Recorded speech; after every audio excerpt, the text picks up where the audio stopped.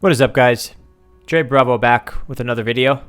In this video, I'm going to go over my top 10 tips and tricks for you guys as you explore and quest through Aeternum.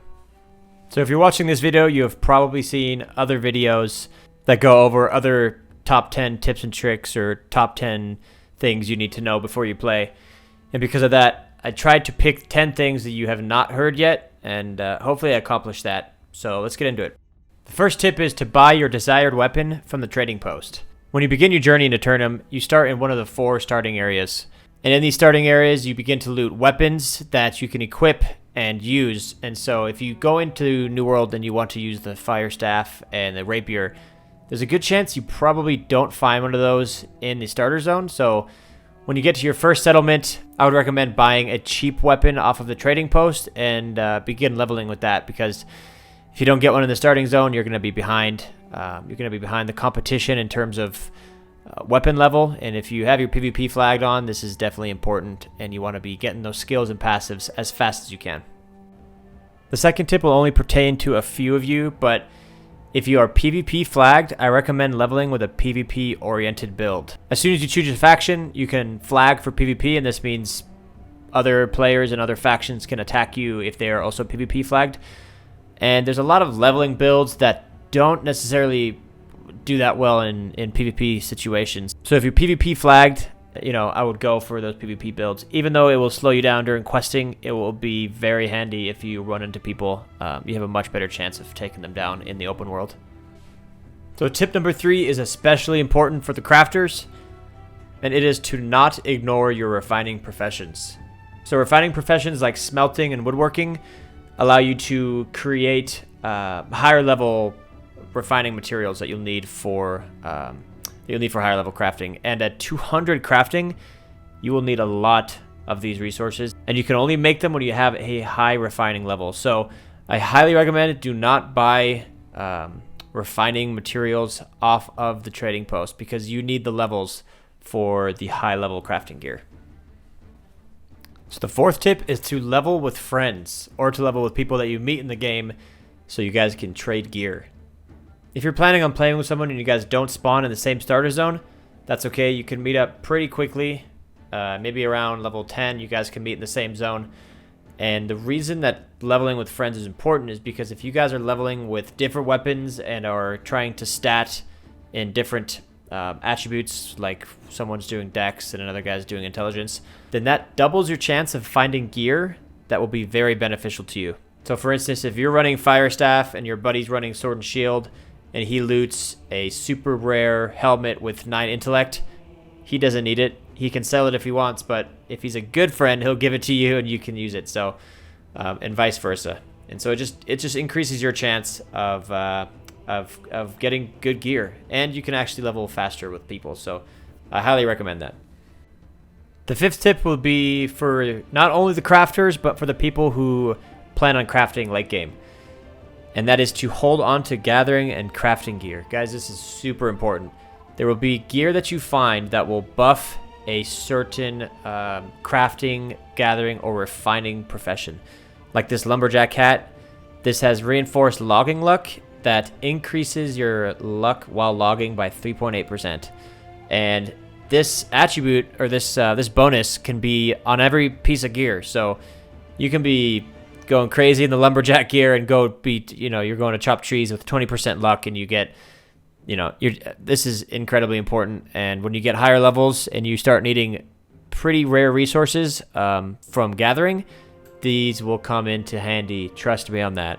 And if there's a crafting profession that you know for sure you're not going to touch, then these high level gathering and crafting gears will be very, very sought after on the trading post. So hold on to them and sell them, or if you're going to be touching every sort of crafting or gathering profession, then keep these. Trust me, seriously, this is super important. The sixth tip is to consider buying your first house in Everfall. So I can't speak for every server, but for the majority of servers, and the majority of servers that I've played on, and I'm in the US West, so this could just be a United States thing, and maybe it's different in the EU, but Everfall is almost always the most popular territory. And with the most popular territory, comes with the most popular trading post. And so, the more things on a trading post, the lower the cost for the customer. And so if you have a house in Everfall, in the Everfall settlement, it's going to make it easier for you to store items there with chests that you can put in your house, and you're going to have a home port cooldown here to your house. So, especially for the crafters, a house in Everfall will be massive, and because it's your first house, it will actually be the cheapest house that you'll buy, and it gets more expensive the more houses you have. So definitely look into Everfall as your first place of a home. So the 7th tip is actually not as commonly known as you would think, and it is the fact that you can change attributes on the faction gear. So when you choose one of the 3 factions, Syndicate, Marauders, and Covenant, you can then do quests for your faction master and gain faction tokens. And with these faction tokens, you can buy a lot of things, and you can buy armor and weapons. And when you buy armor, there's 3 different weight classes. So there's light, medium, and heavy. And they start with base stats, but if you buy a seal that costs only 100 faction tokens, you can actually change the attributes on this gear. So if you're going full light, but you want if you want strength on it, you can change the intellect. I think intellect is the default attribute on the light gear. You can change intellect to strength. You can just do that at the armoring station, just like that. Boom! Now you have light gear with strength, and you're set to go, and you can change all the attributes on the armor to what you want. So number 8 is do not spend all your Azoth in one day. So when you start leveling in Eternum, you're going to notice that you have a pretty good amount of Azoth fairly quickly. And this is because you're not actually spending it on anything, because you can't really fast travel yet, because you're only running around your starter zone, and you can't really use it on crafting gear yet. So you just start stacking up Azoth very quickly. But as soon as you start fast traveling, you're going to notice your Azoth dwindle very quickly, especially if you're a crafter and you have full bags and you want to travel far with your items. You're gonna run out of Azoth pretty quickly. So just be careful with it. Even though you're sitting at cap, it will go down to 0 pretty quick, and you don't want to be stuck somewhere with no Azoth, and you're like, oh my gosh, I have to run all the way back down here and I have no home port up. Just always make sure you have a reserve amount on you, and save some for crafting, because you can spend it in crafting and increase your chance of getting perks and attributes. So just keep that in mind. The 9th tip I have for you is to pay attention to the crafting station tier level. So the crafting station tier level is upgraded by the territory owner. So the company that owns the territory decides what crafting station to upgrade. And when these crafting stations begin to get upgraded, that means everybody can come to that station and craft higher level gear. But the reason I put this tip in here is because this actually happened to me, where in the open beta, I rushed to 50 engineering, and so I could make steel tools and put them on the trading post, but there was no tier 3 workshop. So the only way I could actually make steel tools was to run up to Great Cleave, which has a default tier 3 workshop. But as a level 15 running up to Great Cleave, I would probably get one shot. Even though a few people did it, it just, the time sync just didn't seem that reasonable for me. But I had all the tools, I had all the materials ready to make these steel tools, but no town had a workshop tier 3 yet. So just keep that in mind as you're crafting, and just follow what companies are upgrading what, so you can remember what crafting station is ready for, tier 4 and tier 5. The final and most important tip I have for you is to take your time. I cannot stress this enough.